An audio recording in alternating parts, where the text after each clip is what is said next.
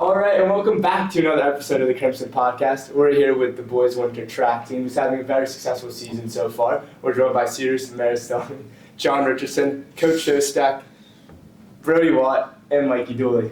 Guys, thank you so much for coming on. Of course. Thanks for having us. Team's having a great year so far. Currently ranked U.S. number 2 in the DMR with a 10:24, U.S. number 5 in the SMR with a school record of 3:34, and number 11 nationally in the 4x800 with a time of 8:03. In the state relays last night, the boys placed 3rd overall, including a first place finish in the DMR and the SMR, a 2nd place in the 4x8, and a 3rd place in the 4x4. Individually, Sirius Maristami has run a 53-second 400 and a 23-second 200. John Richardson has run a 4:21 full mile and a 1:57 800. Mikey Dooley has run a 400 in 52 seconds, a 600 and a school record 1:24, 800 of 1:59, and then for Brody Watt, a New Jersey leading time of 1:54 and 800 and a 4:18 mile so far this year. So, besides all the impressive individual accolades, how does it feel to be a team playing or running so well, at the same time, and you guys are really clicking all together? I mean, it was great. I mean, we've been with this group for a while. I mean, with Sirius, he joined last year, so I mean, he fit in very well. We needed a 400 guy for this year, so it was great to have him on the team when we needed him. Yeah, it's exciting too. I know for our senior year, it's kind of nice to cap off such a just great year. Yeah. Career. Yeah. Yeah. What's your guys' favorite part about being on the team? I know you talked about how exciting it's all seniors besides Brody to have one last go at it. What's your favorite part of just being around each other and running the track? Hanging out with the boys. Yeah. Yeah, the teammates are the best part. Makes everything fun. Otherwise, I'd be miserable. And the winning. all the time. Yeah. Winning's nice. Yeah, no, it definitely helps being with your friends, Maybe a little bit of encouragement to run faster, Yeah, You don't want to get beat by any of your boys, too. Yeah. Yeah. definitely. So, is there any room for improvement? You guys have obviously had a very successful season, but do you see the season being higher, even more accolades coming soon?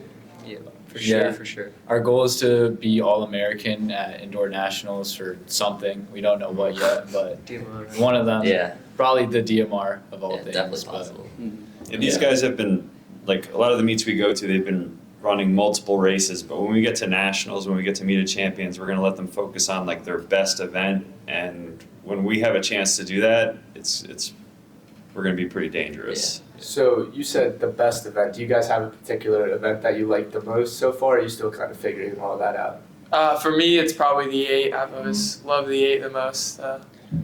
For me, it's probably mile or 8. I haven't really decided yet on what I Yeah. want to focus on this season. Probably the mile for me. Yeah, I'm for sure a 400 guy. I like that the best. Yeah, I know John's a big mile guy from back in Bedminster.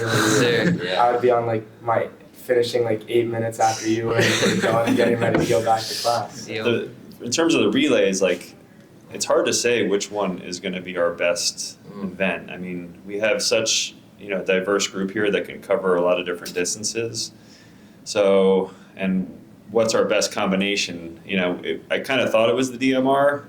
I think we can load up a really good 4x8, and now this sprint medley last week really, we're the number 1 sprint medley, and you don't think of Bernards as a sprint school, but we're pretty good at that too, it turns out. So it's fun, it's a fun problem to have to kind of figure that out. Yeah. 100%. And moving on to Coach Shostak, you've had an illustrious career here at Bernards, 12 sectional titles on the boys' side, 9 mid-champions appearances, brought the school its first county championships in 1988.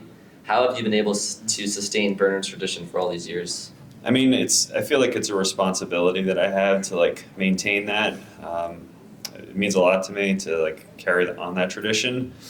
I don't know. I mean, I don't think I do anything that different or special compared to other coaches. I don't have some kind of secret training formula or anything like that. I think it's just I like to think that the kids think and know that I care a lot about it, and that makes them care about it too. That's kind of I guess in a lot of sports they talk about culture of the team, and I think that's the biggest thing in our culture. The kids care, and probably starts with me, and I care about those things and tradition, and maintaining success, and the kids know they know that, and they want to carry it on too. So you've been here for a while, and is there anything that you see different in this team than any other teams in years past? Yeah, I mean, it's just having like a lot of guys that care deeply about it, and obviously talent helps. You know, I had a girls team that was kind of at this caliber where we were contending for national level stuff. About 10, 12 years ago, we had a group of girls, same kind of thing. Never had a boys group this good and this deep and this talented. So it's been a lot of fun. And I honestly, I didn't think I'd ever have another group like this where we had this many good kids all at once. So when you have that, you ride the wave. You know, it's a lot of fun. Yeah, and what's the most important advice you give to young athletes when they're just starting track or cross country? I mean, you just kind of have to like ease them into it and start slow. Yeah. But once a kid catches that bug and they want to be part of it, then it gets easy because you don't have to talk them into anything. They just want to be part of it. They want to be part of the success. And having, you know, the easiest part of that is when you have a group like this group of upperclassmen. It's just contagious. The kids see that work ethic. They see that success, and they want to emulate it. They want to be like these guys, and that's how you pass it on to the next group. More than me as a coach, it's the kids that do it. So speaking of passing on to the next group, do you see the same success coming in the next few years with all the underclassmen? I mean, you never know. It's hard to say. There's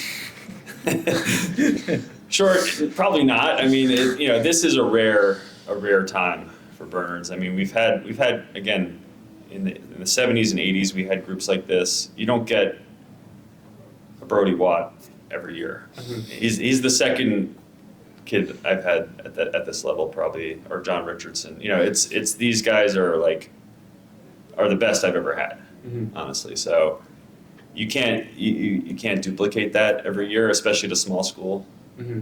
You know, we don't get 2,000 kids in the building. Right. We don't get to pick the best middle school kids to recruit like private schools do, or school choice schools where, oh, we could take anyone from Somerset County. No, we can't do that. We get whoever shows up. Mm-hmm. And so I would say probably, I doubt it, but you never know who might come along next. But it's not like these kids grow on trees. Yeah. It's a rare thing to have kids So- of this caliber. That's another thing too. I'm always seeing on the Instagram and everything. It's always us, Ridge, Bridgewater, all these big schools and private schools, and then you see Bernards, a tiny Group 2 school, and so how does that extra motivation to you to try and stick it to them a little bit? I know we just kind of Definitely. Yeah, definitely. I mean, it's always fun to beat those big schools. And we just don't have the same resources that they have at any level. We don't have a budget that they have. We don't have a coaching staff that they have.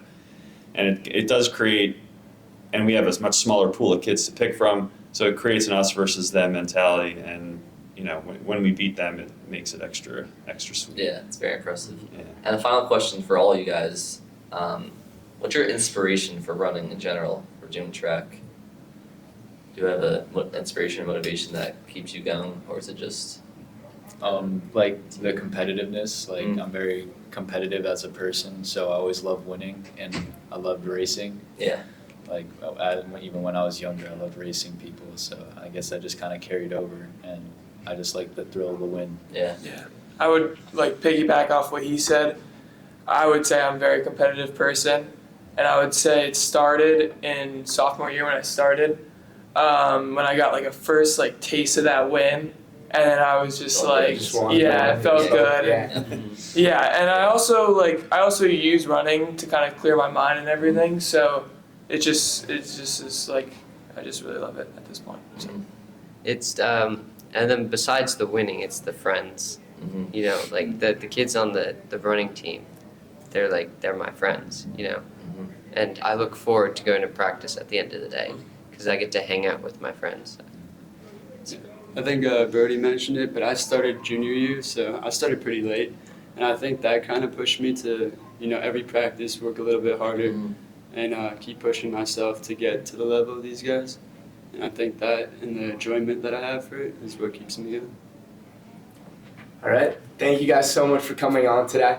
I'm Mario Rosen with Julian Bonk. For the rest of Crimson, thank you guys so much for watching and have a great day.